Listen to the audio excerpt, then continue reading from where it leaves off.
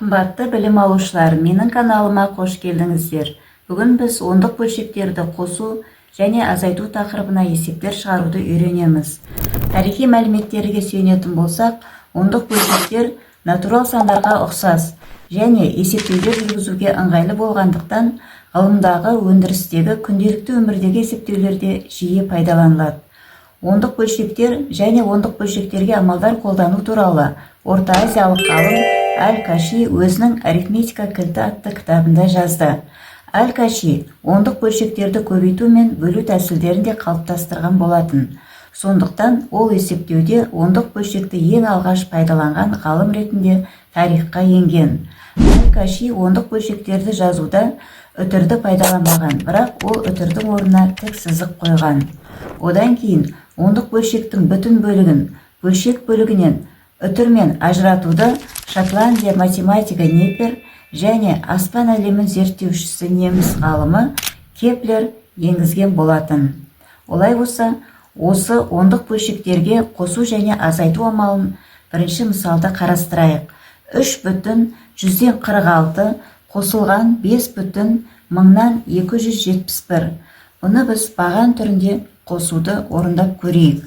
3,146 қосу 5 үтірдің астында үтір сан жазылады. Яғни үтірден кейін 2, 7, 1, 3 орынды цифр болғандықтан бірінші ондық бөлшектегі үтірден кейінгі 2 орыннан кейін біз оны нөлмен толықтырамыз. Әдеттегідей астын сызып қосу амалын орындаймыз.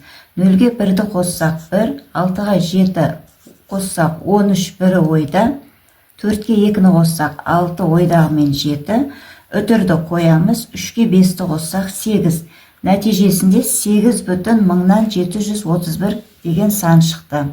Енді азайту амалын орындап көрейік. 7,151 азайтамыз.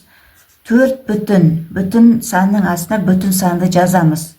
Одан кейін 3, 8, 7, 3 таңбалы сан, ал бірінші ондық бөлшекте 2 таңбалы сан. Сондықтан бұны біз 3 таңбалыға толықтырып, 0-ді тіркеп жазамыз да астын сызамыз. Азайту амалы болғандықтан 0,7-ден азайтуға жетпегендіктен қасындағы саннан қарыз сұраймыз. Яғни 10-нан 7-ні азайтсақ 3, бір қарыз бердік.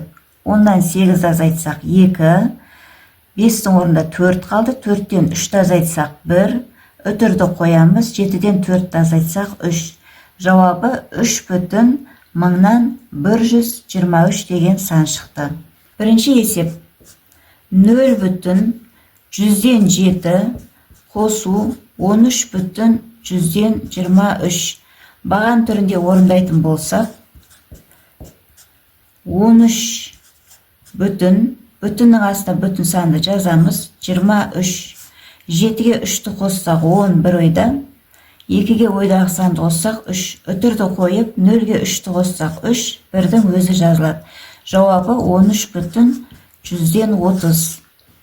Екіншісі 85,107 қосылған 3,103.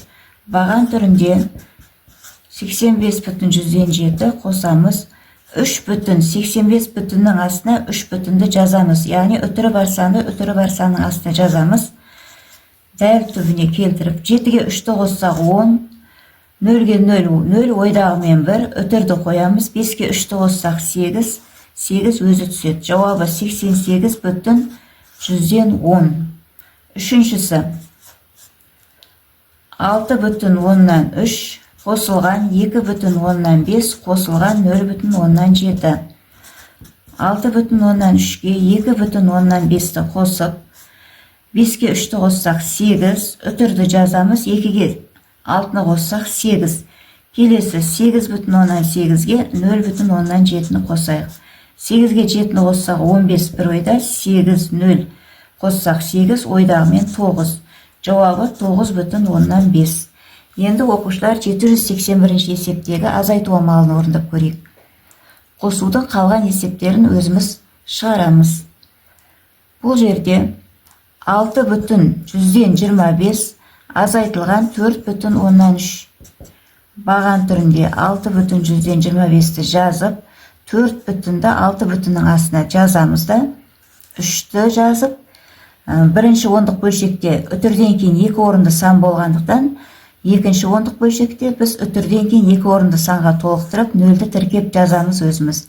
5-тен 0-ді азайтсақ 5, 2-3-тен азайтуға жетпейді, қарыз сұраймыз. 12-ден 3-ті азайтсақ 9, үтірді қоямыз.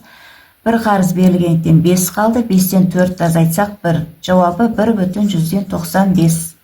Екіншісі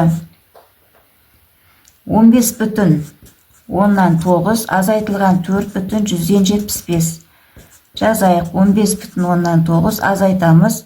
4, мына 15, бізде мына жерде 4, сол бүтіннің астына бүтінді жазамыз, үтірін қойып. Ары қарай үтірден кейінгі 2 таңбалы санды жазамыз. Бірінші ондық бөлшекті 2 таңбалы санға толықтырамыз. Өзіміз 0-ді тіркеп жазамыз, астын сызамыз. 0 5-тен азайтылмай, сондықтан қарыз сұраймыз. 10-нан 5-ті азайтсақ 5. Қарыз бердік 8, 8-ден 7-ні азайттық 1. Үтірді жазып қояйық. 5-тен 4-ті азайтсақ 1. Мына жердегі 1 өзі кеп түседі. Олай болса, жауабы 11,15. Үшінші мысал. 67,45 азайтылған 49,188.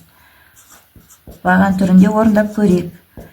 67,145 азайтылған 49,188. 5 8-ден азайтуға жетпейді. Бір қарыз сұраймыз. 15-тен 8 азайтсақ 7.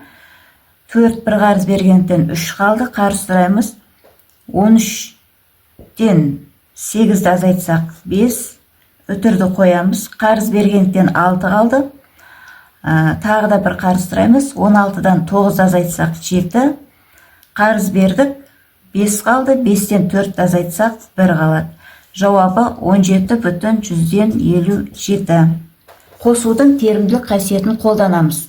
Олай болса, формула бойынша А қосу В жақшаның ішінде, сыртында плюс С тең болады. А-ны жақшаның сыртына шығарып, жақшаның ішінде В қосу С-ны жазайық. Тура осы формуланы біз мына санмен берілген есептерде қолданып көрейік. Біздің бірінші есепте 4 қосу 1,8, жақша сыртында 2,2. Осыны терімділік қасиет бойынша жазайық. Бізге ең тиімді тәсіліміз 4-ті жақшаның сыртына шығарып, жақшаның ішінде 1,8 бен 2,2-ні жазған тиімді. Енді осы жақшаның ішін орындап көрейік. 1,8-ге 2,2-ні қосайық. 8-ге 2-ні қоссақ 10 бір ойда, 1-ге 2-ні қоссақ 3, ойдағымен 4. Енді мына жақшаның сыртындағы 4 бар, жақшаның ішінде бізде 4 шықты. Үтірден кейінгі 0-ді есептемесек те болады, өйткені ол жоқ деген мағынаны береді бізге. 4-ке 4-ті қоссақ 8. Келесі есепте 0,3 қосылған, жақша ішінде 1,7 қосып 2,5.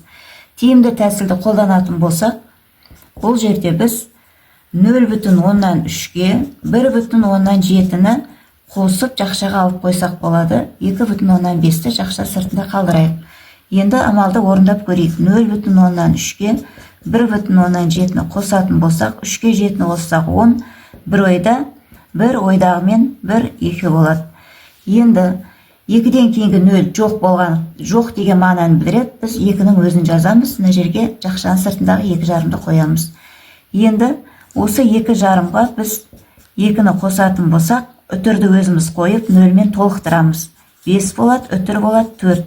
Олай болса, есептің жауабы 4,5.